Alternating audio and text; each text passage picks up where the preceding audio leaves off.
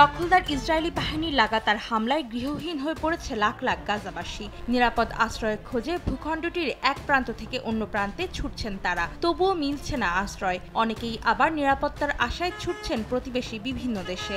এবার যুদ্ধের কারণে গাজা থেকে পালিয়ে যাওয়া বেশ কিছু ফিলিস্তিনিকে শরণার্থী হিসেবে আশ্রয় দেওয়ার সিদ্ধান্ত নিয়েছে যুক্তরাষ্ট্র। এ যেন গাছের গোড়া কেটে আগায় পানি ঢালার মতো অবস্থা। যে দেশের সহায়তায় গাজায় তাণ্ডব চালাচ্ছে নেতানিয়াহু বাহিনী, এবার সে দেশ আশ্রয় দিতে চাইছে আশ্রয়হীন ফিলিস্তিনিদের।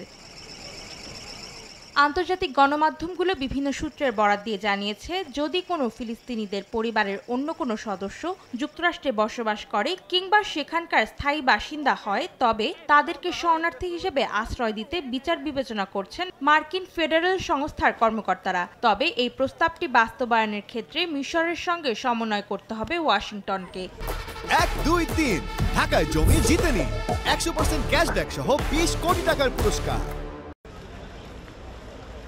এদিকে যে সকল গাজাবাসী যুক্তরাষ্ট্রে প্রবেশের জন্য ন্যূনতম যোগ্যতা মেডিকেল টেস্ট এবং সিকিউরিটি স্ক্রিনিংয়ে পাশ করবে, তারাই শরণার্থী মর্যাদা সহ যুক্তরাষ্ট্রে প্রবেশের অনুমতি পাবে। এর ফলে তারা সেখানে স্থায়ী বসবাস, আবাসন সহায়তার মতো পুনর্বাসন সুবিধা এবং মার্কিন নাগরিকত্বের সুযোগও পেতে পারেন। তবে ফিলিস্তিনিদের জীবনাচরণ পর্যালোচনা করে যোগ্যতা সম্পন্ন শরণার্থী তুলনামূলক কম রয়েছে বলে ধারণা করা হচ্ছে। তবে শীর্ষ পর্যায়ে রিপাবলিকানদের দাবি, ফিলিস্তিনিদের শরণার্থী হিসেবে আশ্রয় দিলে তা হবে ইহুদি বিরোধী পদক্ষেপ।